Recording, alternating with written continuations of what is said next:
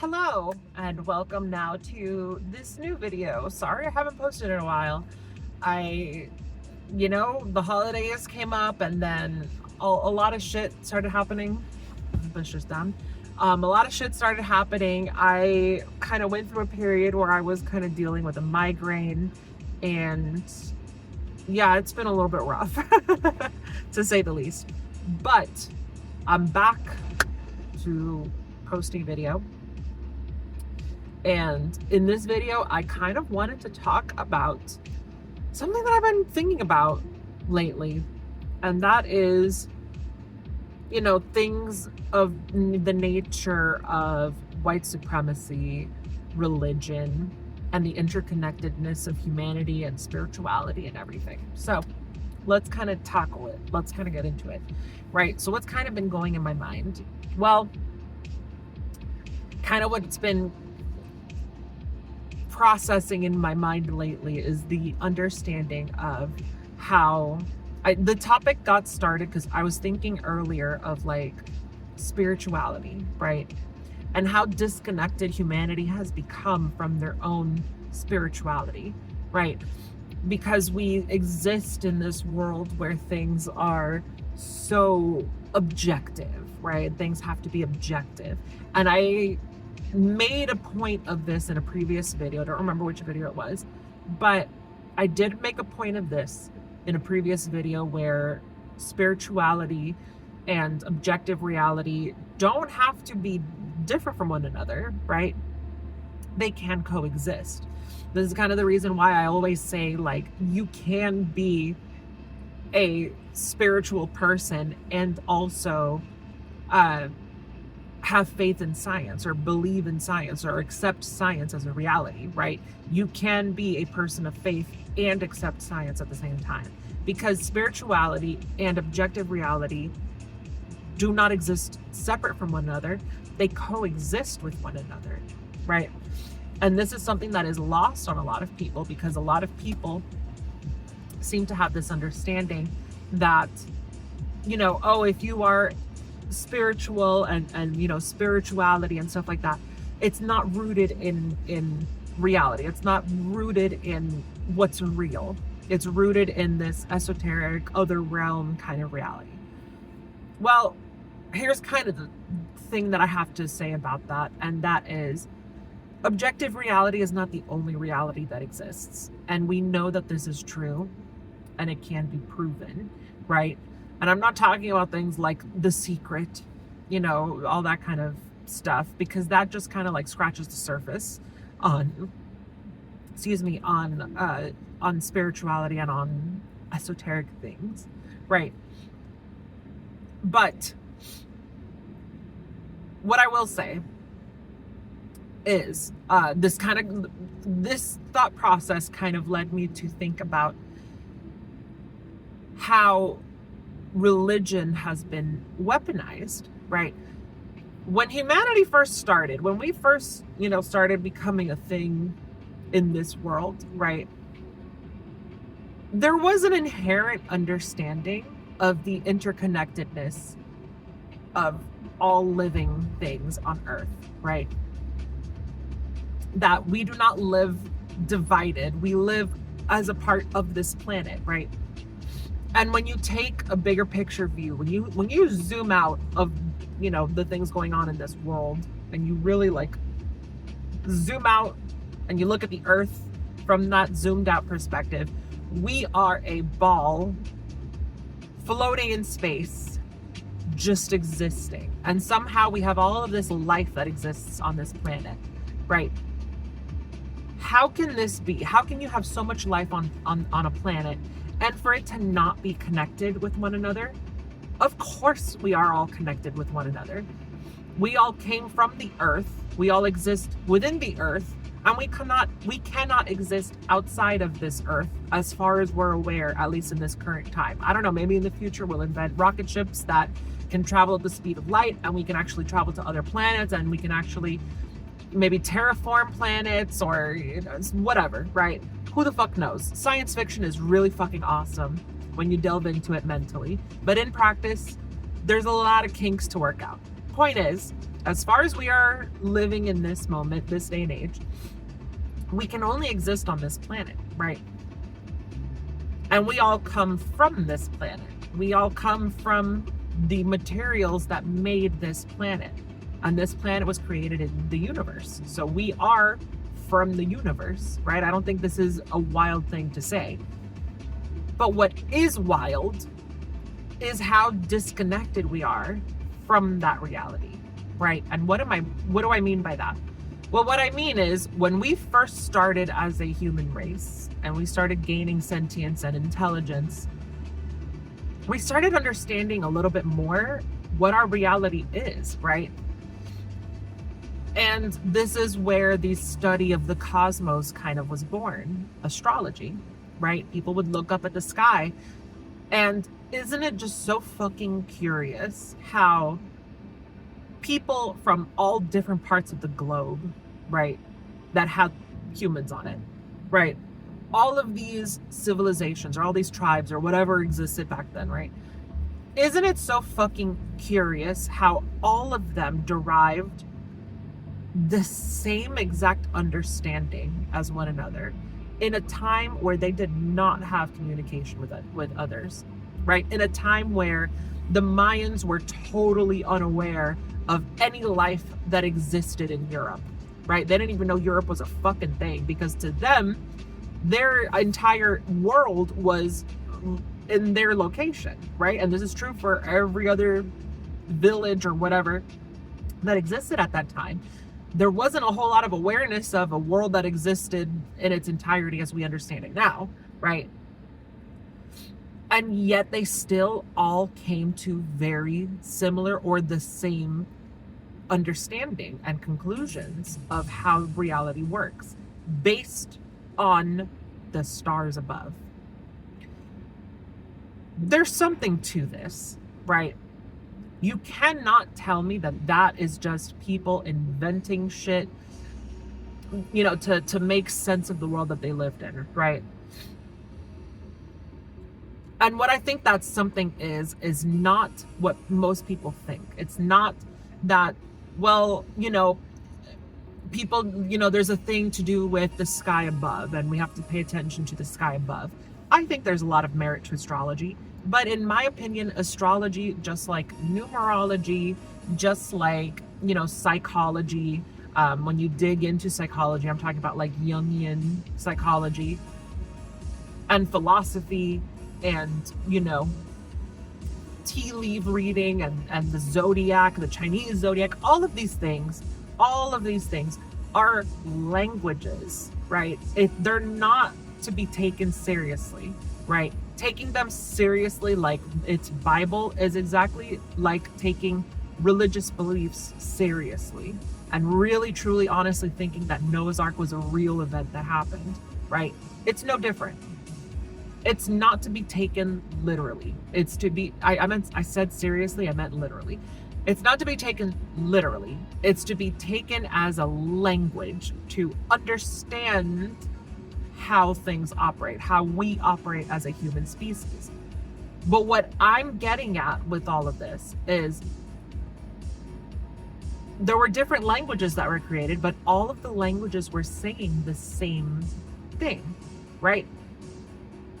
And I believe this comes from the interconnectedness of life on Earth, right? The Earth speaks to us in a way that we have been so disconnected from as a race, as a human species, because we got so involved with our interpersonal relationships and our you know, in our little world, in our little bubble that we have created in societies and stuff like that, that we have completely lost our connection with that interconnectedness that exists in this world, right? And how do we know that this interconnectedness is actually real? Well, study humans. If you study humans, if you study people, if you study psychology, if you study human behavior, you're gonna notice patterns, and you're gonna notice, wow, it doesn't matter where the hell people are from, we all do or have the same behaviors. It's actually really fucking crazy, right? You take a typical family in the United States, right? A typical suburban family. You have, you know, a mom, dad, a son, and a daughter, and then you have the family outside of that, right? You have the mom who is very, I'm going to take care of the home. I'm going to be a stay-at-home mom. You have the dad who's going to go out and work and provide, the breadwinner. I'm talking about that nuclear family, by the way.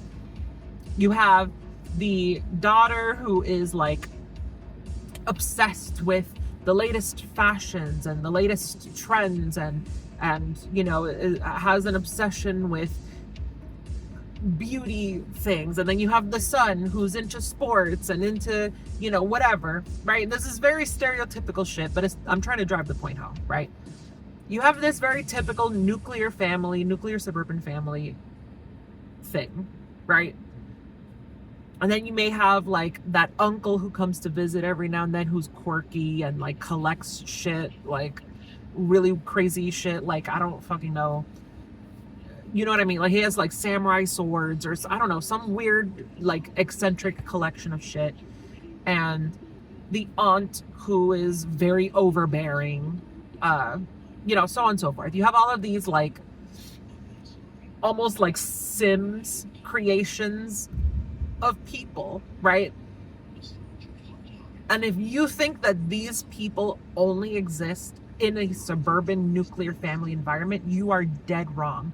You can travel to China and find the exact same people with the exact same behaviors.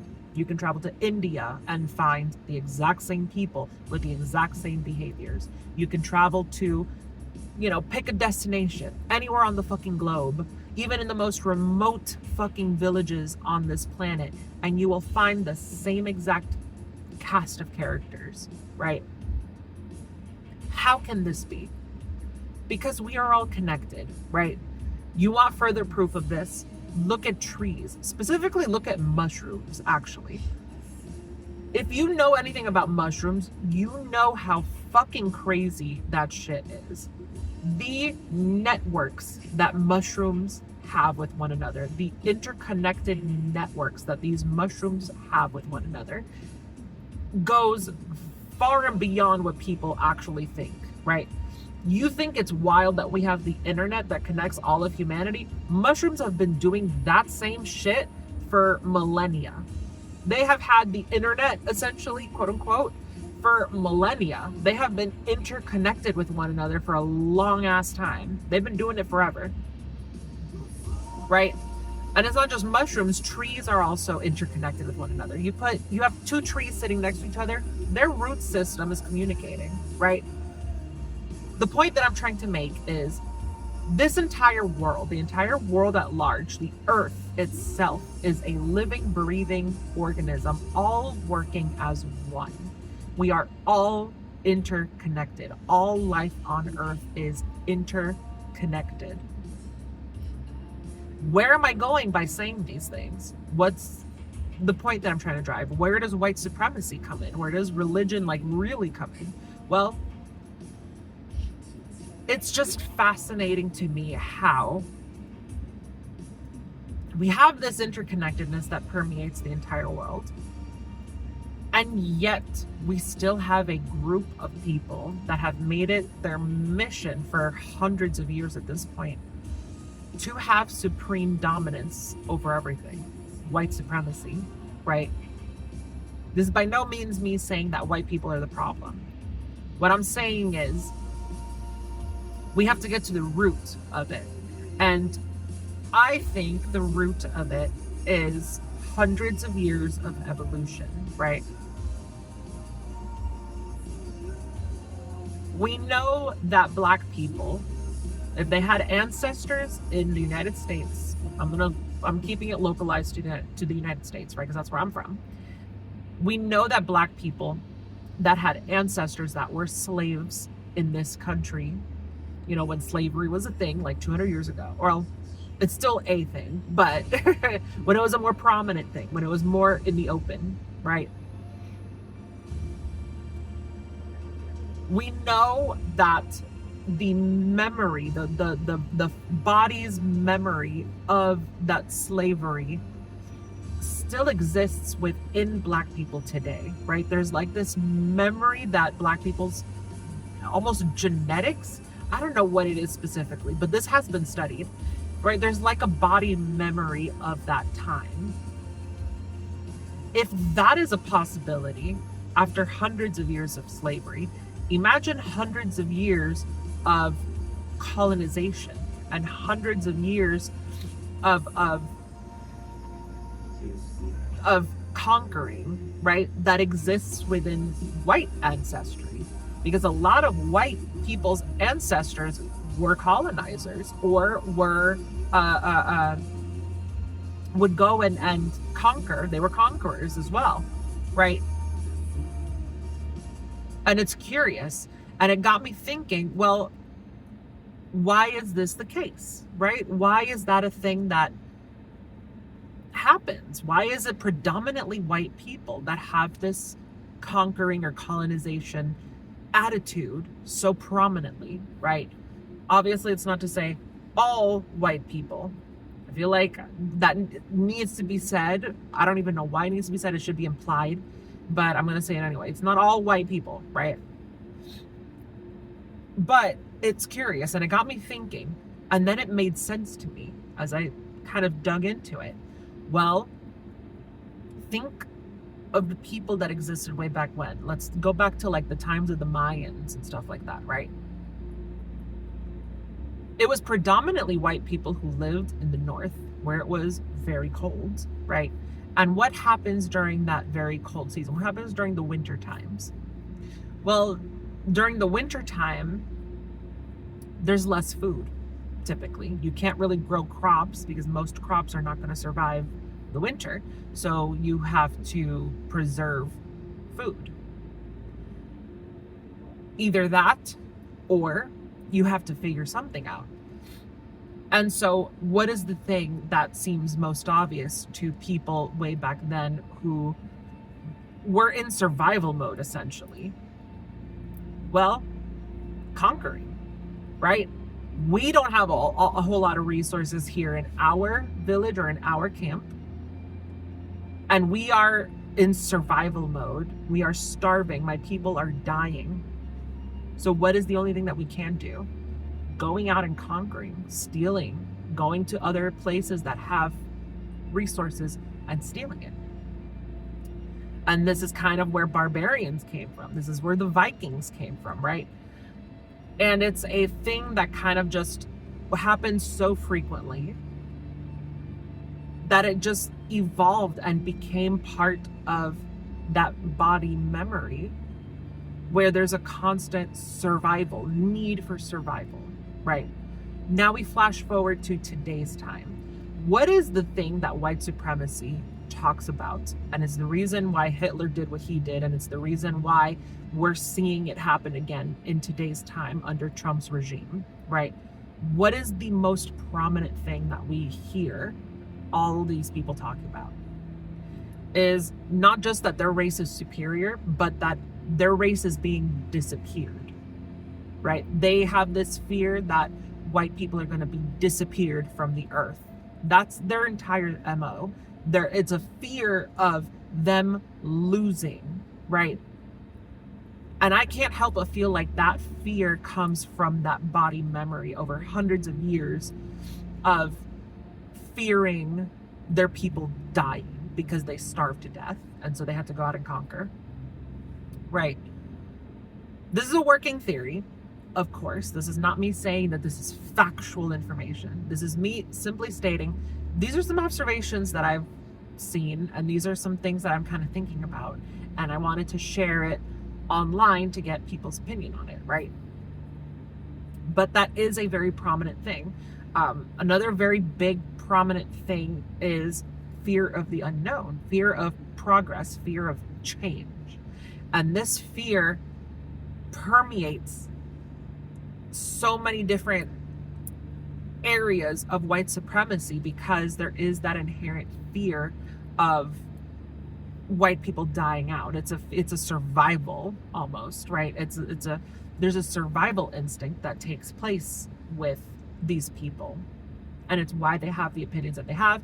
And it's why they weaponized religious beliefs. Religious beliefs are basically just spirituality, the understanding that everything is connected. They took that inherent understanding and they weaponized it.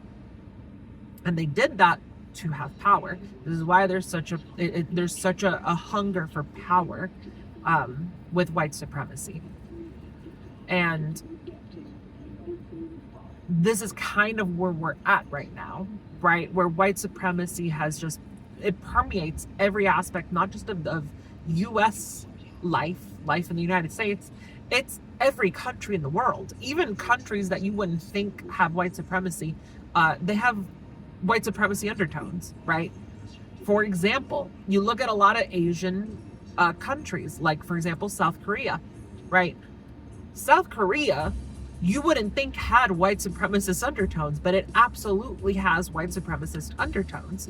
There's this notion that's very prominent in South Korea,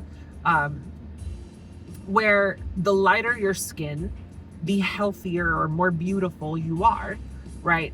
And the more respectable you are. Because one of the ideas, there's many ideas of why this exists, but one of the ideas is that if you are lighter skinned, it means that you're not working outside and you're not doing manual labor. So it means that you come from wealth, right?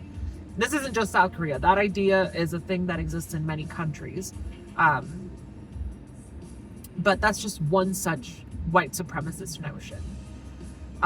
Not to mention that beauty standards across the globe are predominantly revolved around white supremacy. This is a well-known topic, right?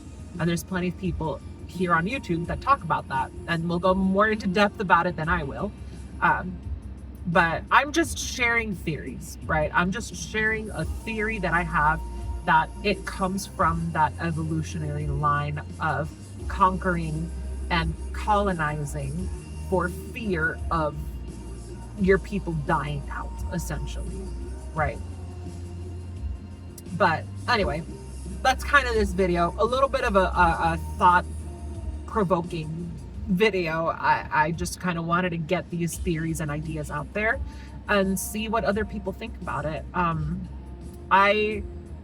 Like I've said in a previous video, I'm sure, but I will reiterate it time and time again.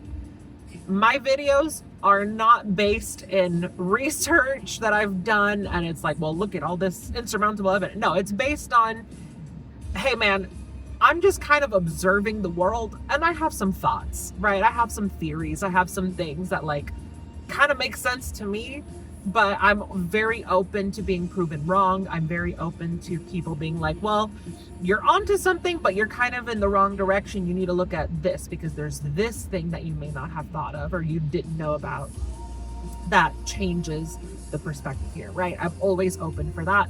So let me know what you guys think in the comments below. I just wanted to share my thoughts.